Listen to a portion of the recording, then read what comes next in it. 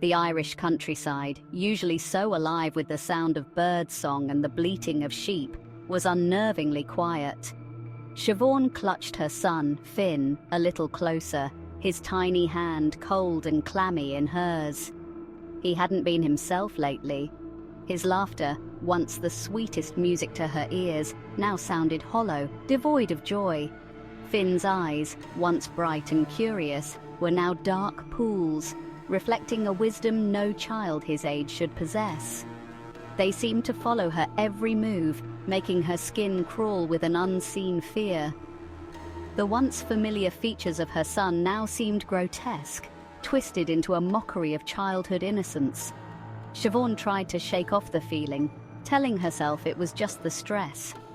New motherhood was challenging, isolating, but deep down a primal instinct whispered that something was terribly, terribly wrong. The village of Ardmore had always been a place of comfort for Siobhan, a close-knit community steeped in tradition and folklore. But now the familiar faces seemed to hold a new, unspoken concern when they looked at Finn. Their whispers, veiled behind cupped hands, followed her like shadows.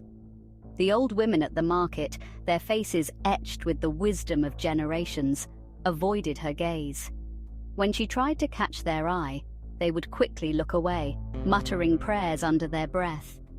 Their silence spoke volumes, confirming Siobhan's darkest fears. Even Father Michael, usually a beacon of warmth and reassurance, seemed unable to meet her gaze. His blessing for Finn felt rushed, his touch lingering a moment too long, as if he too sensed something amiss. The unease in the air was as tangible as the thick fog that clung to the hills, suffocating, inescapable. Siobhan sat by the fire, the flames casting flickering shadows that danced menacingly on the walls. Her grandmother's words echoed in her mind, tales told to ward off evil, tales she had dismissed as mere superstition. Tales of the fair folk, creatures of mischief and malice who resided in the other world, a realm existing alongside their own. The fair folk, her grandmother had warned, craved the world of humans. They coveted the warmth of a hearth, the love of a family, and sometimes they would steal these things, leaving behind a creature of their own, a hollow imitation of a human child, a changeling. The stories that had once sent shivers down her spine were now a terrifying reality. The changes in Finn, his cold touch, his unsettling gaze, his hollow laughter, all pointed to the unthinkable. Her son, her precious boy, was gone, replaced by something else. Section 4. The Uncanny Valley.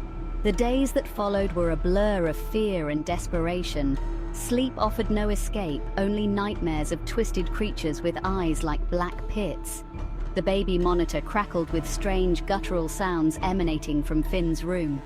One evening, as Siobhan was trying to feed Finn, he suddenly stopped, his head snapping up, those unnatural eyes fixing on something unseen behind her. A chill colder than the grave swept through the room, making the hairs on the back of her neck stand on end. She whirled around, heart pounding in her chest, but there was nothing there. Just the oppressive silence and the unsettling feeling of being watched. The air hung heavy with the stench of damp earth and decay, a smell that seemed to cling to Finn like a shroud.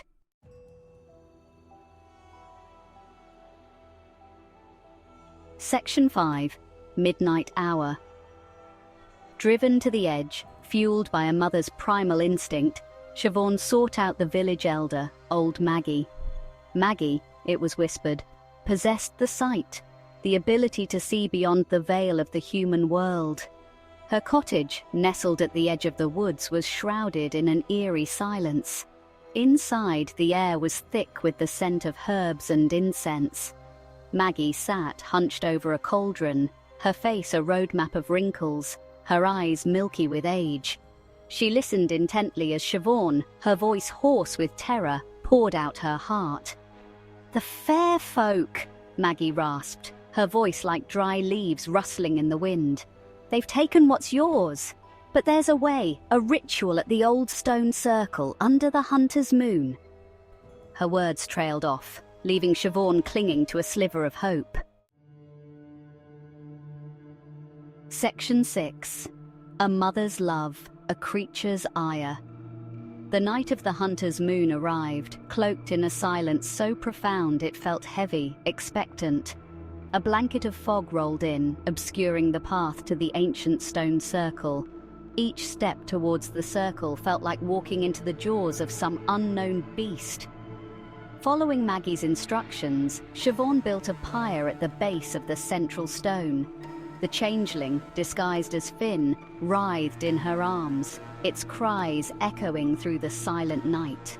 As the flames leaped high, casting grotesque shadows that danced against the ancient stones, she held the creature aloft. "Begone, foul creature! Back to the darkness from whence you came," she cried, her voice raw with despair and determination. "Return to me, my son!" The creature in her arms thrashed violently, its eyes burning with a hatred that belied its cherubic facade. Section 7. Fading echoes. A piercing shriek tore through the night, echoing around the ancient stones. The flames on the pyre roared and then, just as suddenly, died down, leaving behind only a smouldering pile of ash and the lingering stench of sulphur. Siobhan collapsed to her knees, her body racked with sobs. She awoke in her own bed, the morning sun streaming through the window. It was as if the previous night had been a fever dream, a terrifying figment of her exhausted mind. And then she saw him. Finn, his eyes bright, his laughter genuine, reaching for her from his crib. Relief washed over her, so profound it threatened to consume her. Her son was back. But as she held him close, she couldn't shake the feeling that something had changed. The shadows of the other world lingered, a constant reminder of the night she had stared into the abyss.